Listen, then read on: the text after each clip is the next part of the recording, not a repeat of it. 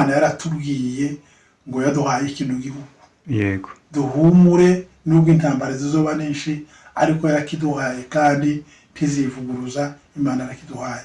Ukurikirana n'ivyo bintu byombi imitima yacu irakomeye tuzakiba. Ikintu cy'umwuka w'Imana uratibuka haza imbaraga zisobanurira abantu biga gusoma batarigishijwe bagafata ibiti bagahanagura bakazana amakara bakazabandika barabimenya bamenya gusoma bamenya kwigisha umwuka wera abigisha ibyo bavuga kundimi barahanura ngo babishire ba misiyoni. Ubu ngubu abantu ndabona bitabira amasengesho cyane aho nagiye nca amakanisa menshi nibisha abantu binjiye. Ese ubutumwa bwo kwinjira uyu munsi mwabwakiriye gute? Twabwakiriye neza cyane. Twakiriye ubutumwa buturutse mu rwego rw'abayobozi bavuga ngo twese dusengere hamwe gukurikirana n'iki kibazo cy'intambara zatugejeje kwiherezo niko nashobora kuvuga. Ziratuniga cyane zitugeza ahantu ariko bakuze ngo dusenge twabyakiriye neza ndetse imitima yacu yama ibyemera ngo Imana irashubije intambara zirarangiye. Twabyakiriye neza cyane. Bakera mu misozi miremire mwakiriye ubutumwa gute ninde ubigishije? Twebwe twaje kubwakira nyuma urabona ko turi batoya. Ariko abantu bakiriye ubutumwa bwiza bwaturutse Buvira. Baza abantu bamwungura umugabo w'aba uriya Yohana Mungura. Niwe wakiriye ubutumwa bwiza. Nakajabi Kandereya wo mu Bijombo. Kajabi kawo ngo yakiriye ubutumwa muri 47. Barazamukaga baja kubwigisha ku Ndoro.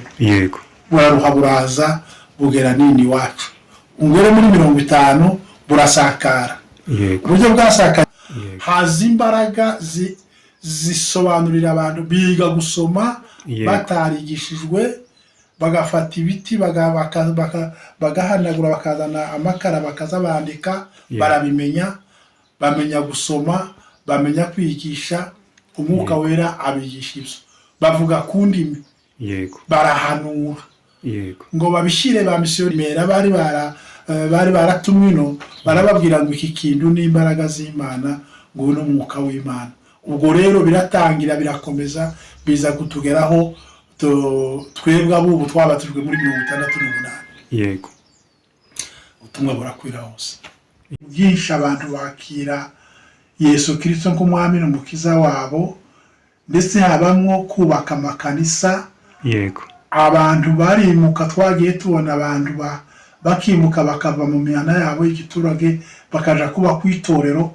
Amatorero abamanini cyane imihana minini bahajanywe n'Imana ngo baje kwakorera imirimo y'Imana.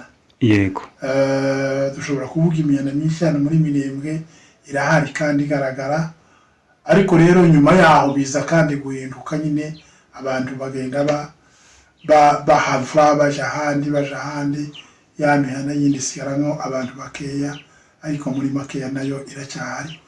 Abantu bamenya Imana, abantu barasenga, abantu bakora imikutano ubutumwa bwiza buravugwa, abantu bageza no mu mwanya wo kuja ku maekole bibike biga za Bibiliya. Icyo kintu cy'ubutumwa bwiza kiraguka twubaka amakanisa kiraguka kirazamuka duhabwa za misiyoni ino ruguru wacu hano muri Minembwe mbona. Kiraguka duhabwa amashuri ya Bibiliya, kiraguka duhabwa amasomo, duhabwa amaekole primaire, duhabwa ama université, biraguka duhabwa ama hopitale. Imana ibintu yakoze nuri twoshobora kubivuga ngo tubishobore.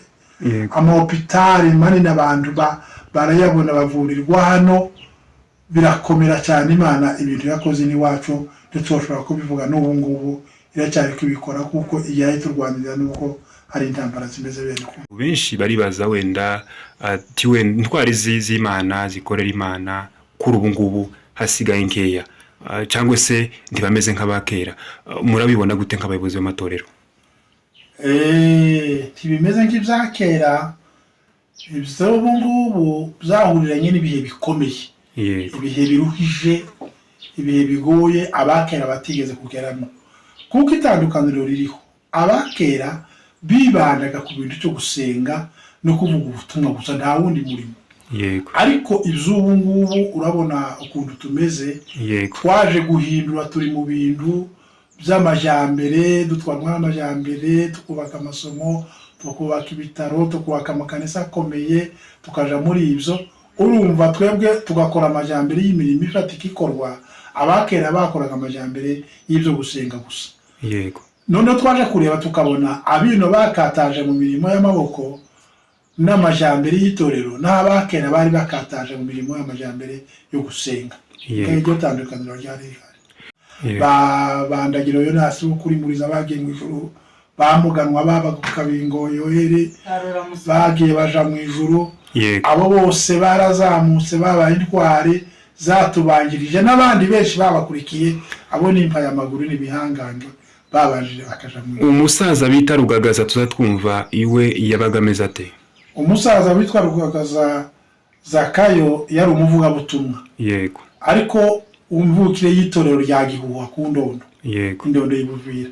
Yari umuvuga butumwa wagiye mu mwuka, yerekwa ibintu byinshi, yari umuntu w'igihangange, ini wacu hose baramuzi, yarazengurutse akora imirimo y'ivuga butumwa buteye ubwoba bwo ku rwego rwo hejuru. Ariko ubu yarazamutse yagiye mu ijuru.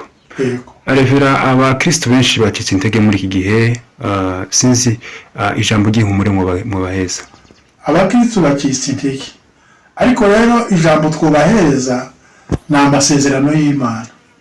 Kuko amasezerano y'Imana tuyahagazemo ni inkunga ikomeye yo gushiga umukristo, bigatuma akomera ntagire ukwaba nubwo ibyago byoba byinshi, ariko ni ukuyibutsa amasezerano y'Imana y'iby'Imana yavuze. Uburyo bubiri. Ijambo rya mbere turi mu kureba imirimo Imana yakoreye muri iki gihugu, tukabona ntabwo Imana izoyiheba, Imana izoyitwibukira. Ijambo rya kabiri, dufite amasezerano y'ijambo ry'Imana yavuze. Imana yaratubwiye ngo yaduhaye kino gihugu. Duhumure nubwo intambara zizoba nyinshi, ariko yarakiduhaye kandi tizivuguruza. Imana yarakiduhaye. Ukurikirana n'ibyo bintu byombi, imitima yacu irakomeye, tuzakibamo.